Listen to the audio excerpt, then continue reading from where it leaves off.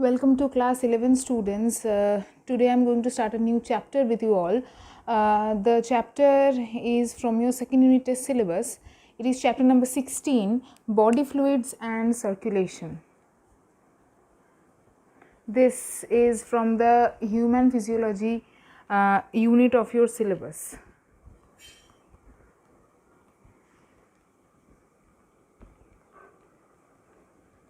So this is basically about circulatory system. Okay. So let's start. First we have the definition of blood. I'm pretty sure you know how blood is defined or what are the different characteristics of blood, but just to give a recap, I'm going through the definition. Blood is an opaque, slightly alkaline, reddish viscous fluid, or you can say red colored viscous fluid. What is viscous? Which is not solid or which is not liquid, a very jelly like constituency. Okay. Connective tissue, where various types of corpuscles are suspended in the fluid matrix and circulated through the blood vessels and heart. So this is how blood is defined. These are the different characteristics of blood. Now here you will find one term which is known as connective tissue. We all know that animal tissue has there are four types of animal tissue: epithelial tissue, nervous tissue, connective tissue and muscular tissue. Okay, so under this connective tissue blood falls. Blood is one of the connective tissues. Now why is blood called connective tissue? Because blood connects each and every part of the body, and thus it is known as a connective tissue. In the next paragraph only you will find the question why blood is called connective tissue and a few points also. Okay, so let's go through the points why blood is regarded as a connective tissue.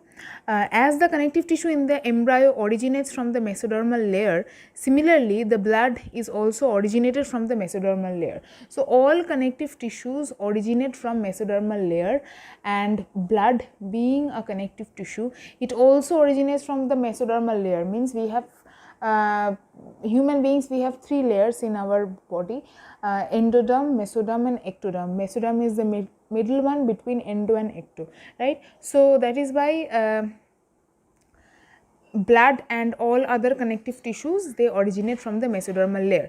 Next, as in connective tissue the intercellular fluid is more than the cellular part, similarly in blood also plasma is more. We all know that in blood there are two main components, plasma and blood corpuscles. There are 45% of blood corpuscles and 55% of plasma.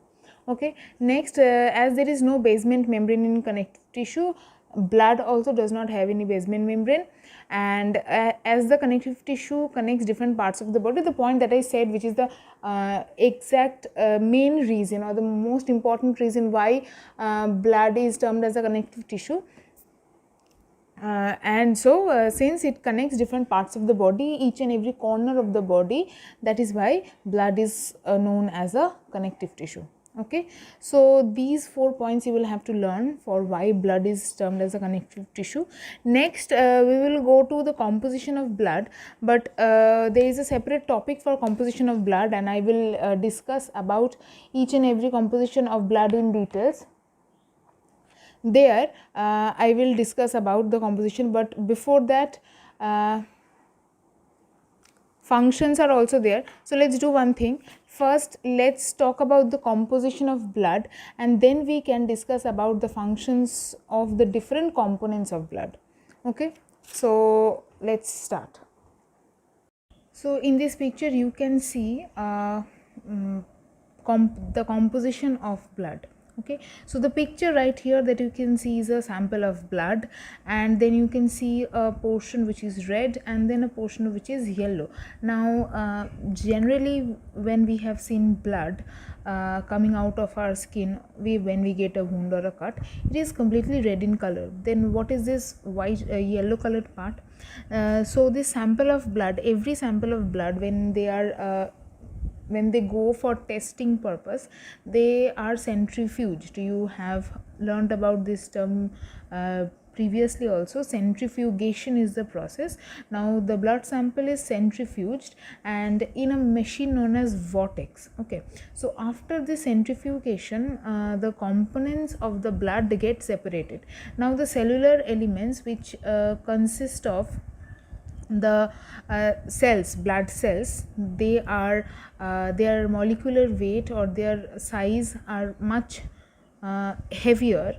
Their weight is heavier, that is why they settle down at the bottom of the test tube, while the plasma, which basically consists of water and other organic and inorganic substances, their weight and size is much less.